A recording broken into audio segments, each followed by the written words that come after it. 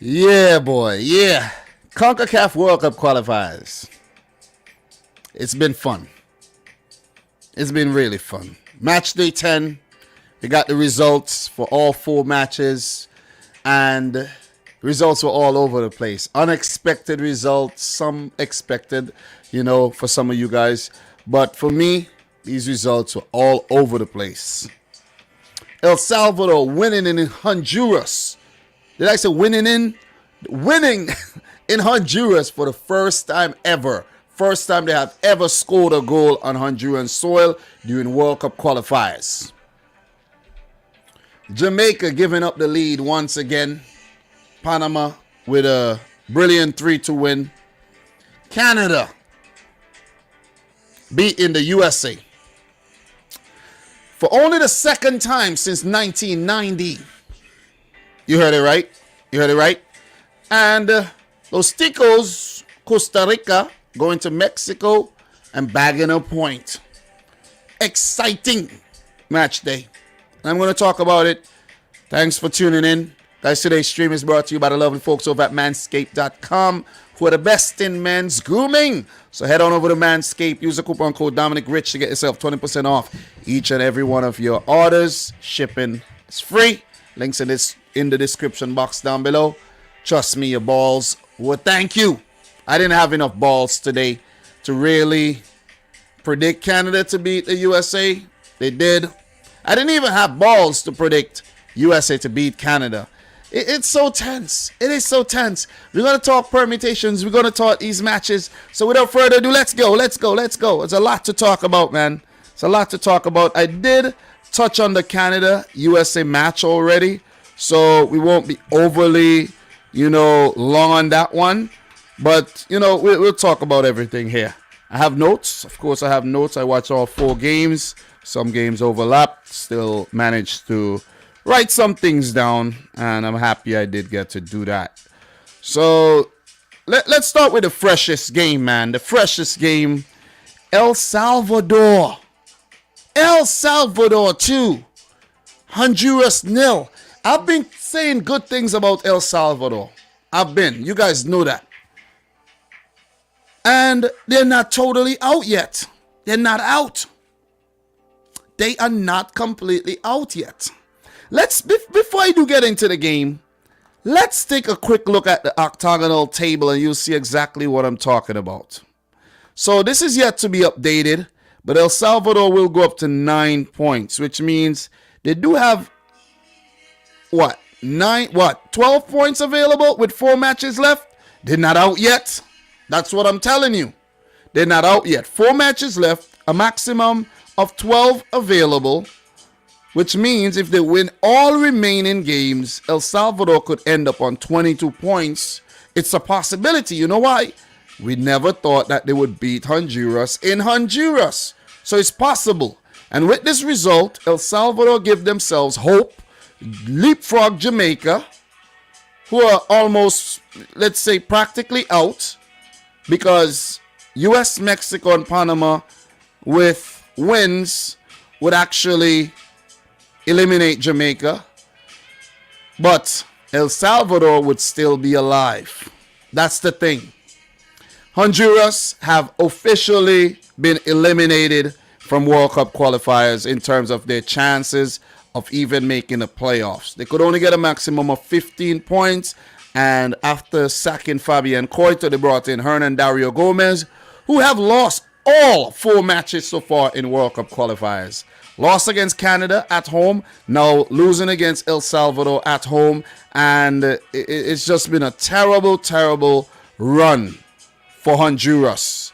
No wins in 10 games, and a lot of people never thought that things would go sideways for Honduras, who managed to place 4th last time around and went to the playoffs to meet Australia, where they got toppled. Okay? So, hard luck to Honduras. 2026 is just around the corner. Keep your head up. Keep working. So, let's go back to the game. Definitely go back to the game. And let's talk El Salvador 2, Honduras 0. So, Not the best result for Honduras at all. Are they going to sack Hernan Dario Gomez? I don't know, man. It doesn't make sense right now sacking anybody, because it wouldn't make a difference. It would just completely continue to disrupt things. So 7 changes made by Hernan Dario Gomez. That's questionable. Leaving Luis Lopez, Mino Figueroa, Albert Elise, Anthony Lozano, and Romel Quioto all on the bench. You might say it's not a bad move, seeing that he probably resigned to the fact that they won't qualify, so it's a good opportunity to rest players. Or maybe he thought that he could have got the job done against El Salvador, and in the next game coming up on Wednesday, he would bring back on the main guys and get the job done again and continue to, keep their World Cup hopes alive. But it didn't work, and they're out. 3 changes by Hugo Perez, less rash, and it worked out. It really worked out. 5th minute, there was a chance for the new starter, Roches, who did get a few look-ins and goal, but wasn't able to really trouble goalkeeper Gonzalez. 21st minute, we had a situation where Honduras had another good chance, and the ref got in the way of play. I think he was enjoying the game a little bit too much, and he came to watch. Look, El Salvador put on a very good defensive showing on the day, and they even got some help from the referee.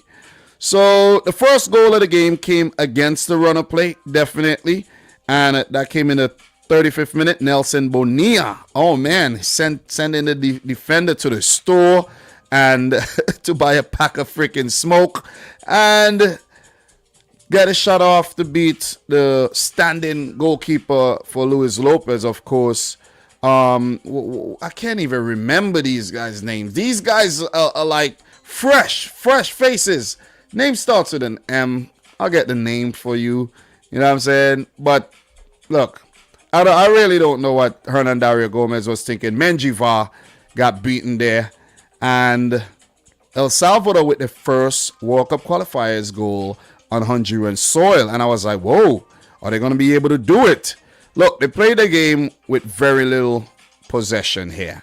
They ended up with 36% possession, but still was able to get quite a few chances at goal with 10, 3 on target.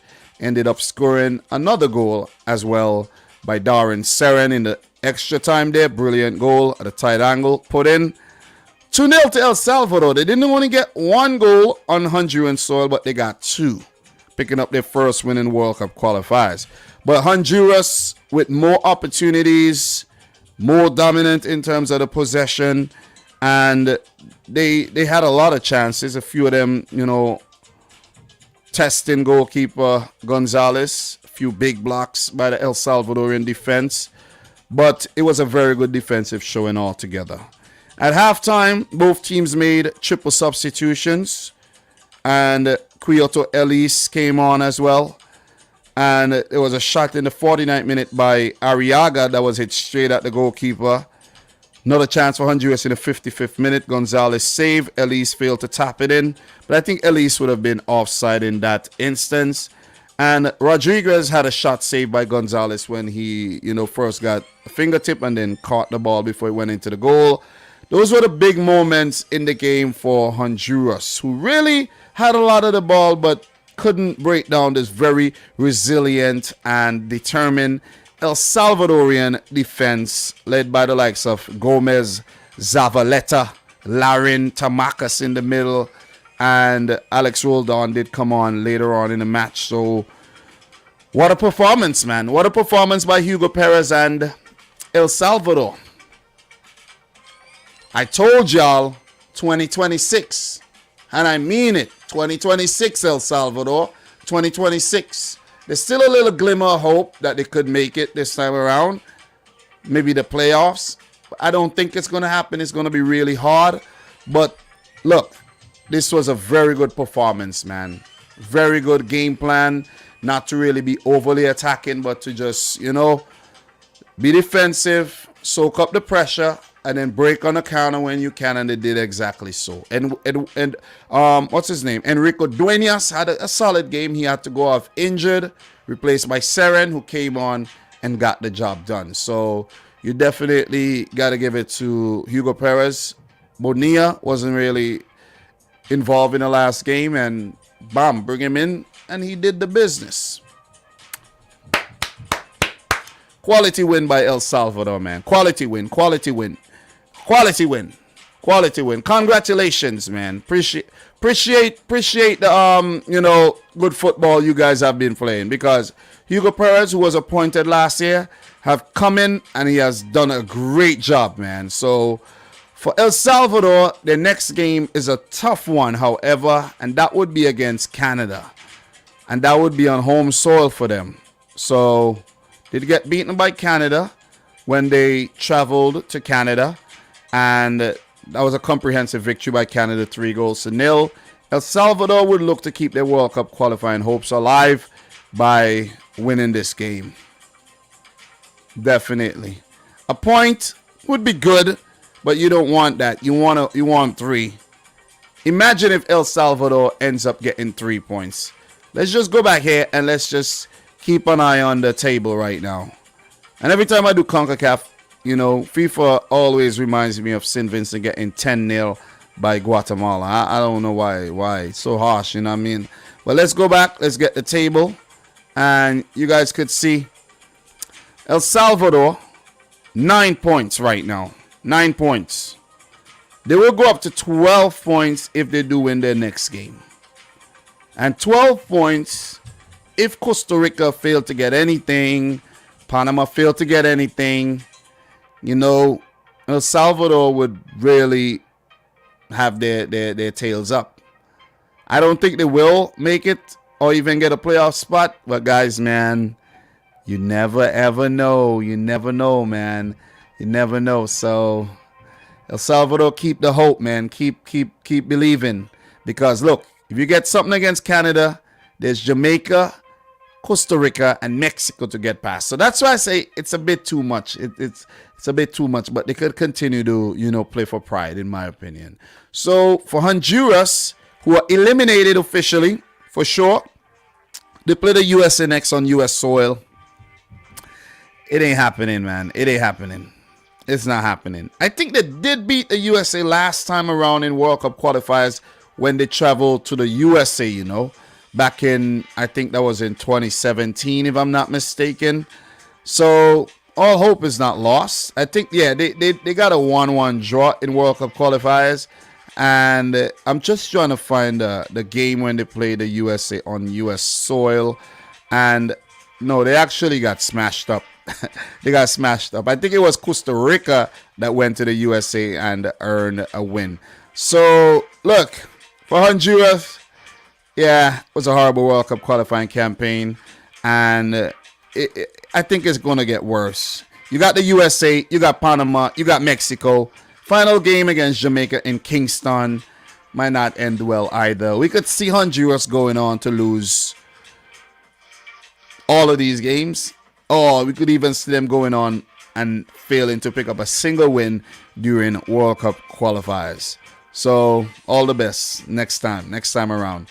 With that being said, guys, we're definitely going to move on to the next game. And let's scroll up and let's talk about the match between Mexico and Costa Rica. We didn't have any goals in that game, but you have to give it to Keylor Navas and Costa Rica for actually staying in the match, for that rear-guard action that they put on there against Mexico, and to keep the Mexicans quiet. Mexico did hit the crossbar on a few occasions. I didn't get any time to write down any changes that were made throughout the games, well, at the beginning of the game or anything, but it's insignificant. The game ended in a draw. Mexico definitely dominated possession, and in terms of chances, they were the more dominant team. Costa Rica, not many chances. That they didn't test Keylor Navas with they didn't test Ochoa enough, and I don't think Mexico tested Keylor Navas enough either. Just a lot of wasted shots, if you ask me. So both goalkeepers weren't tested. Actually, Costa Rica tested Ochoa more than Mexico tested Navas. Navas didn't have a lot to do. Only 1 shot on target by Mexico. For Costa Rica, 6 shots, 3 on target. Mexico had 25 shots at goal, only 1 on target with 73% of the ball. So when I tell you this was a defensive masterclass by Costa Rica, I mean it. It was a defensive masterclass. And you got to give it to Luis Fernando Suarez and his boys after coming off of that very good win against Panama, picking up a point against Mexico. So they're not a high-scoring team, but look, it's a great result. 3 great results on the bounce. After those 2 not good, well, they lost to the USA, lost to Canada, but bounced back with 2 wins and a draw to basically not resurrect, but keep their World Cup hopes alive, because they were always in the running, I think.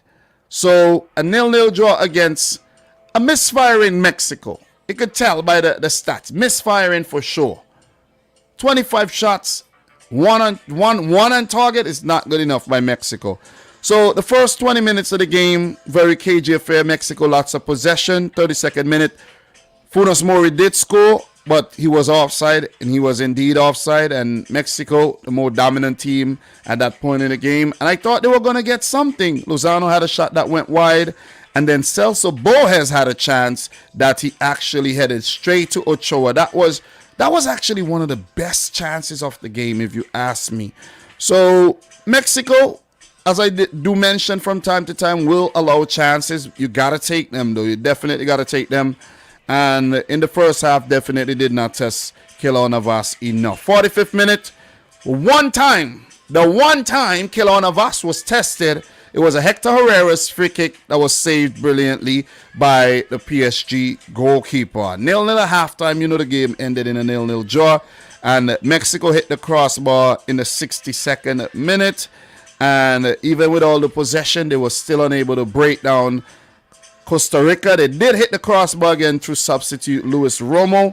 And, that was basically it. Just a whole lot of wild shots at goal, going wide, and not creative enough, in my opinion. 0-0. I think it was poor again by Mexico. They weren't good against Jamaica. Managed to get the win.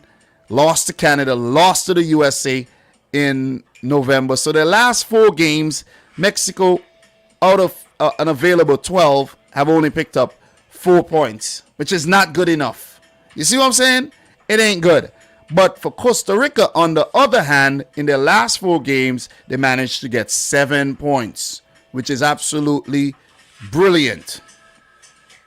They have picked up half of their points right now in their, over half of their points in the last 4 matches. So they have definitely revived. I said they didn't resurrect, but they have revived their World Cup qualifying campaign and staying in the hunt. Even though they're 4 points behind Panama, they are indeed staying in the hunt. This is a big point. If you had given Costa Rica a point against Mexico before the World Cup qualifying campaign started, they would have taken it. They would have indeed taken it, in my opinion. And they managed to get a point. I predicted Mexico to win, a scrappy win, but a win nevertheless. They drew the game. So Mexico, look, it could be all like 2014 again, where they did have to play New Zealand in the Interconfederation playoff. They did beat New Zealand. I think that was like a 9-0 aggregate or something like that. Let me just check my notes really quick. I was just actually doing some research on that. And where did I write that down? I had that, but yeah, it's not really important, but you get the point. Yeah, I have it right here. 9-3 on aggregate, I think. 9-3 on aggregate, if I'm not mistaken. So Mexico, they could find themselves in that position again. Because remember, 4th place going to the playoffs, and right now, Panama are there, USA and Mexico are there. They could all go into the playoffs, but Canada are definitely running away with things, giving themselves a 4-point gap ahead of the next best team. So, look, for Costa Rica, what's in store for them? The next game will be against Jamaica in Jamaica. That's a good game to play. Listen, Jamaica not doing well right now. Costa Rica would fancy their chances of winning that game. That's the final game of this international break. And then they do have Canada at home where they could get something from that game. El Salvador and then the USA in Costa Rica. There's a possibility when the USA are on the road. So they're still very much alive. They're still very much alive. One of the more complicated scenarios right now is the Costa Rican situation. So they're in the hunt. They're definitely in the hunt. So teams ahead of them definitely got to watch out. So for Mexico, the next game will be against Panama at home.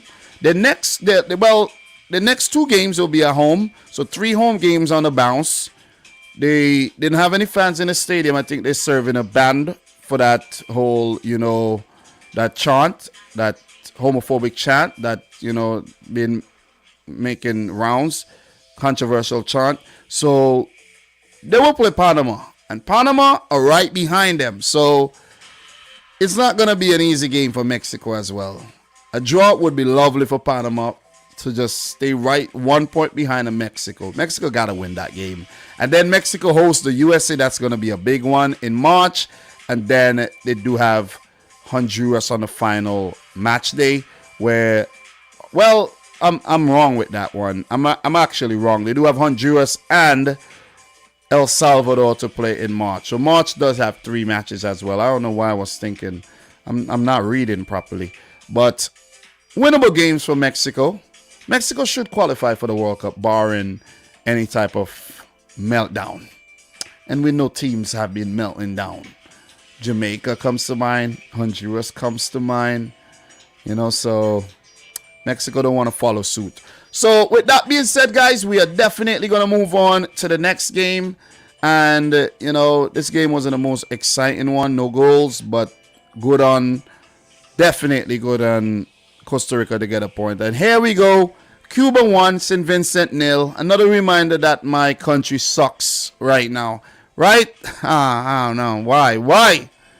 Look, all the reminders. Curacao beat us 5-0. All the reminders from the earlier rounds, man. Come on. Stop it. Stop the freaking, victimization here. All right. So, guys, look. All jokes aside, though, let's talk Panama 3, Jamaica 2. And I was spot on. I've been spot on. This thing is so annoying. This drop down menu is so annoying, guys. But look, I've been so spot on with Jamaica and my analysis of this team, man. So spot on. They lose again from a winning position. And it's their own undoing. Mikel Antonio in the 5th minute, Ravel Morrison won that penalty. And VAR had to be involved as well. Mikel Antonio stepped up to score. And I was like, okay. All right. Jamaica gonna win this game, maybe. And we start calculating permutations in our heads and we say, if Jamaica wins, then they go up to 10 points. And they're only gonna be within maybe 3 points of Costa Rica. And if they win the next 2 games, they're in the hunt again. God damn, Jamaica are in it again. Think again. Immediately after they scored, Jamaica went on the back foot. Andre Blake had to make a big save, point blank range, and then the penalty situation happened where the review, Morrison, the culprit, pushing Edgar Basinas from behind. Not given at first, but VAR review. Referee pointed to the spot. And the thing is, Eric Davis stepped up and took a horrible penalty. And Andre Blake saved it. And Eric Davis wasn't able to even put in a rebound. And I'm like, okay, the luck is really going Jamaica's way here. They got the luck of the Irish today. But look, they lost. We know that. Look at the score. Corey Burke had a shot saved by Mihea. Very good opportunity. So that's 24 minutes in the game. Jamaica 1-0 up. 2 big saves made by Andre Blake. 2 opportunities there by Jamaica. 1 in the back of the net, right?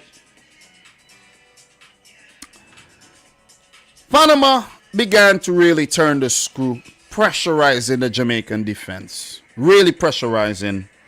He had a 1v1 situation where Cesar Yanis was running in on goal, but Pinnock recovered. I think Yanis was lively without any end product on the day. And Panama had plenty of the ball. Nothing good enough to break down the Reggae Boys. That's what I'm actually reading from my notes here. That's what I had. After 30 minutes, that's what I had. Jamaica were holding things down. But the thing is, the Jamaican team do not concentrate well for long periods. I don't know what they have on their minds. I really don't know. I don't know. But they just don't. 37-minute, Ravel Morrison, a very good move, good carry, little skills, but the shot was very tame. Easy save by Mejia. He could have passed the ball but chose not to do so.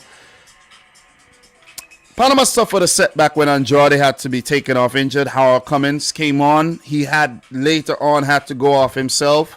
And then after the unrelenting pressure by Panama, Jamaica give up the lead. The equalizer came, cross into the box, and Andre Blake with the save, tipping it on to the defender Javane Brown's head. And Brown trying to basically mop up at the back post, inadvertently put it into his own net. I don't think he could have avoided that, but, you know, it was just unfortunate for Jamaica that they conceded the goal in that fashion. Okay, it's still in the game, 1-1. 1-1, but Panama came back in the second half and they still had the same state of mind. They just wanted to win that game. Thomas Christensen looked a little nervous on the touchline, especially when they were behind. Because when you think about it, they lost their last game. Costa Rica closing the gap. Panama could be in the fight, you know, for that 4th place spot for the playoffs. And they don't want to be there. They want to qualify directly. And this win put them in a very good position. We talk about that. But the go-ahead goal for Panama came in the 51st minute. That's only 6 minutes after the second half started. Jamaica did make a change. Junior Flemings came on for Corey Burke. And Paul Hall tinkering with his team, you know, trying something. But the goal, Eric Davis putting at the near post, and Bassina shot saved by Blake. I'm actually talking about the I'm talking about the right goal. I got distracted for a second. I'm like, whoa, this similar Javane Brown again. Yeah, but look, Eric Davis, the ball put in at the near post. Bassina shot saved by Andre Blake. Javane Brown, who was actually pulled out of position by Edgar Bassinas. So after the shot came in from Bassinas, Eric Davis was open at the right side, and he put into Blake's near post. And that was, you know, not the best goalkeeping display in my opinion. I think Blake should have done a lot better on the first shot. And even if Blake saved the first ball, a defender should have been there to mop it up. But as I've mentioned in the past, Jamaica have been guilty of ball watching. And another thing, they don't close down the attackers fast enough, because Bassina should have been closed down. After pulling Javane Brown out of position, someone should have closed him down. Javane Brown could have run back, but, you know, he took it on himself to follow Bassinas, meaning that he's going out of position and leaving Eric Davis open over, you know, on the right side. Just think about it. If he had left the job maybe for the player who was central, that player could have, you know, taken care of Bassinas. And if he failed to do so and the rebound came off of Blake, then Javane Brown would have been there to put it out. You see what I'm saying? So, yeah. But sorry for the confusion there. I don't know how I got, I was thinking. It's Javane Brown, you know what I'm saying? Just messed me up there a little. But 2-1 for Panama, 51st minute. Eric Davis, near post. Blake, I don't think did a great job there. He has been doing a great job, but in that instance, not good enough. Not good enough at all. So, look, Cummins had to be subbed off. Ariano came on, and we know Ariano ended up getting the third goal. You got to give it to him, though. Jamaica, yet again, not good enough. For majority of the second half, it was all Panama. Just dominant display by Panama. So, a few substitutions were made. We had Walker coming on in the 56th minute. And Daniel Johnson going off. Stewart coming on. Morrison going off. And the 65th minute, we had Jamaica making a change where Andre Gray was brought on and Kimal Lawrence taken off. Gray later score, which was, indeed a good substitution in the end when you think about it. But the third goal that took the game away from Jamaica came in the 69th minute. It was a Panama corner, and the first ball won by Panama, second ball won by Panama, and of course the third ball put in by Ariano. That was poor defending in the corner situation there by Jamaica. You didn't win the first ball, you didn't win the second ball. What do you think is going to happen? So going 3-1 down, it was basically game over.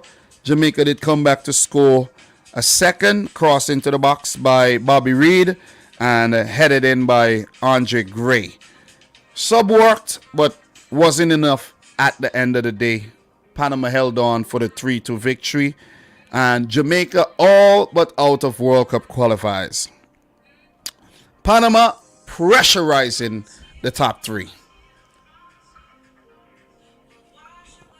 Paul Hall, Tapa Whitmore, same old situation. Same. So who you got to blame now? Who are the fans going to blame now? You got to blame the players. Got to blame the players. Got to blame the players. If one man give you instruction, another man give you instruction, it's the same result. Who's the common denominator there? It's you, the players. Or maybe both managers are no good. Maybe that's another thing. But big win for Panama. This put them within 1 point of the USA and 1 point off Mexico, which is absolutely huge. This is huge.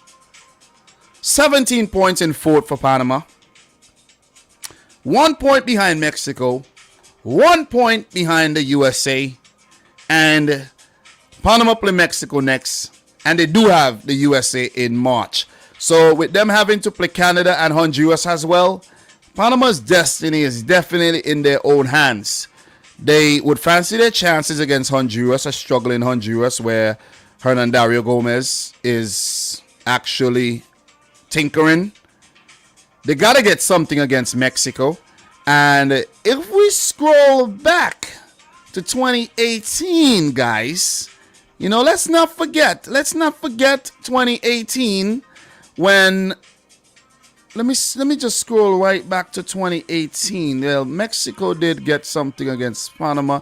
I could swear Panama got something against Mexico in the last World Cup qualifiers. I could swear they got something.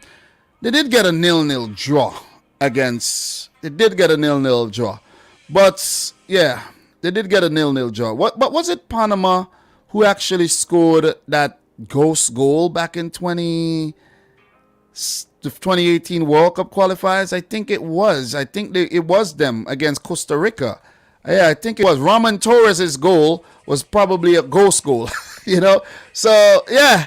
But yeah, I was thinking that was against Mexico, but it was against Costa Rica on the final match day. But they did manage to get a draw against Mexico, and lost narrowly 1-0. So they will look to get something from the Mexican game. They did get something early on in qualifiers as well. So they will look to get something. They got a 1-1 draw. So another draw would actually be very good for Panama. I think they got it in them to pick up a draw or even a win seeing the way Mexico are playing right now. They would definitely fancy their chances against Mexico. Honduras, yeah. The USA, on home soil for the USA. They did beat the USA. So they would definitely fancy their chances against the USA. And Canada would be a tough one, whether they are playing at home or not. So for Panama, destiny in their own hands.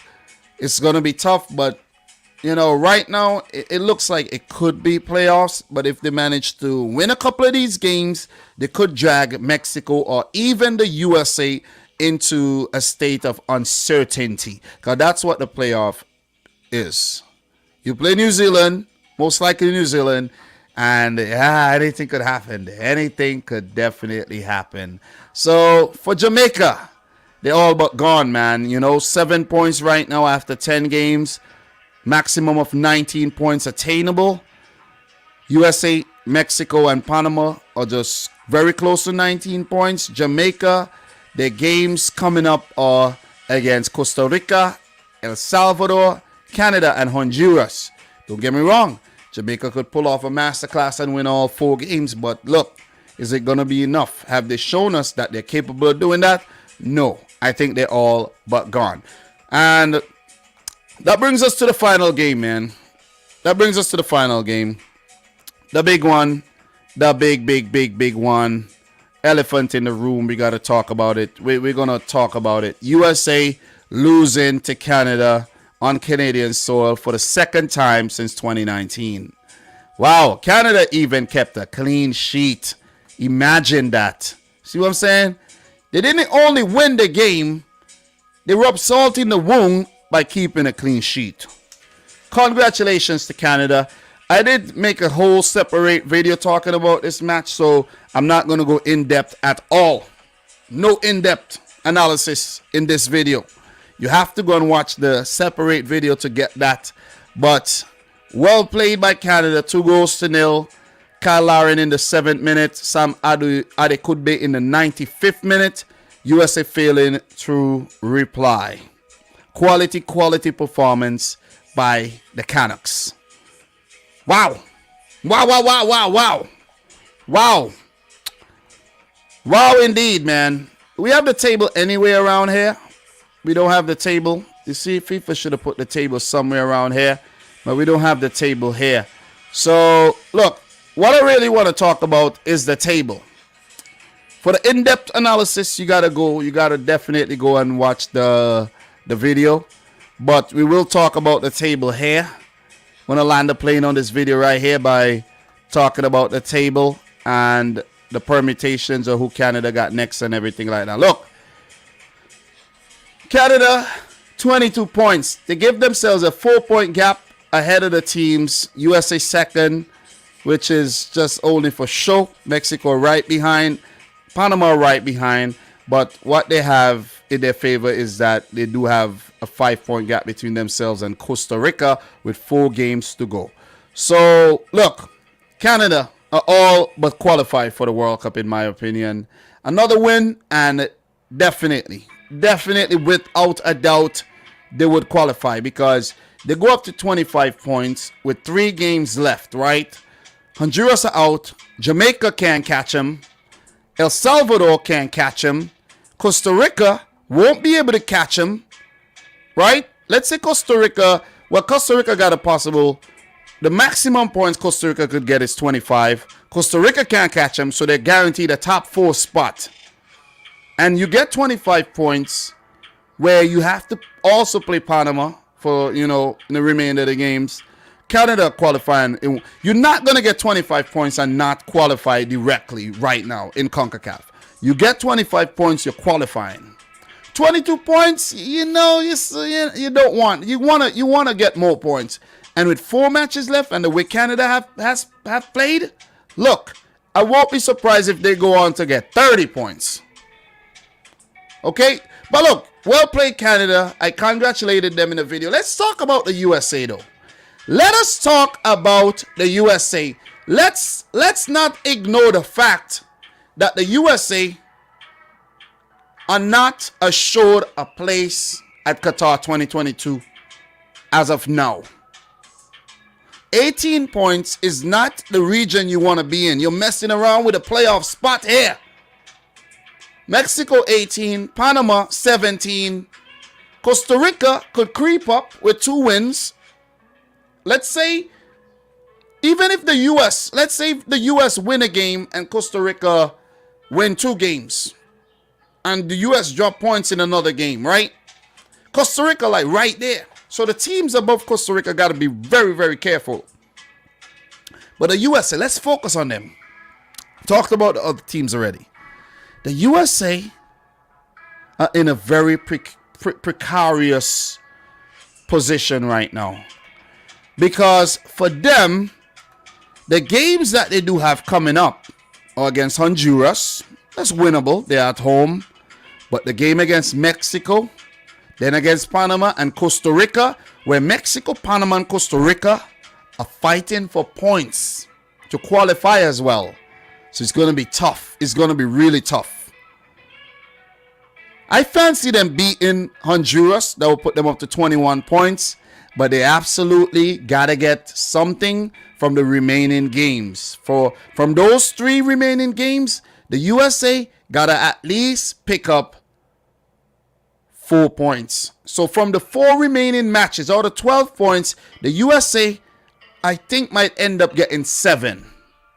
Maybe we'll see 2 wins and a draw in there. 2 wins and a draw. A win and 2 draws, 5 points. We'll put them up to 23 points. Is 23 points going to be enough to qualify directly? Maybe. Maybe. But I think the USA are in a situation where they don't want to be. Ideally, they would have wanted to be on 20 points right now, on top of the octagonal, right? Because they have a better goal difference than Canada. But they lost the game and find themselves second, which is very, very, very deceiving there. That second place right now in the octagonal, very, very deceiving to the eye. Very. It's just an illusion, guys. It's just an illusion. So with that being said, though, we will talk about the next match day on another day. But for those games, we have Jamaica versus Costa Rica, the USA versus Honduras, El Salvador versus Canada, and Mexico versus Panama. I've been working very hard on these videos, guys. You see, this is, 42 minutes? I did the preview last night. That was another 40-something minutes. So make sure you like the thing, man. Like up the thing. Subscribe if you're new. Support the channel in any which way you can. I will definitely appreciate that. You see what I mean? 100%. We're closing in on 50K subs. I'm happy that you guys, took the time to subscribe. Appreciate it. This is CONCACAF. This is our confederation. Show some love and appreciation to the creators. Thank you very much for the continued support. Guys, this stream is brought to you by manscaped.com. We're the best in men's grooming. Use the coupon code Dominic Rich to get yourself 20% off all your grooming needs. Links in the description box down below. Shipping free. Trust me, your balls will thank you. Guys, thanks for watching another one from your boy Dom. Still got to talk about AFCON game between Senegal and Equatorial Guinea. And I still want to do something on CONMEBOL and the AFC. A lot of work left to be done tonight. But go check out the other content on the channel. And until next time, peace out. Rich Squad. I forgot to actually mention again how fraudulent CONCACAF has been to actually bring in VAR in the 9th round when for the first 8 rounds we didn't use it. Shame on you, CONCACAF. Should have had it from day one, in my opinion. Come on.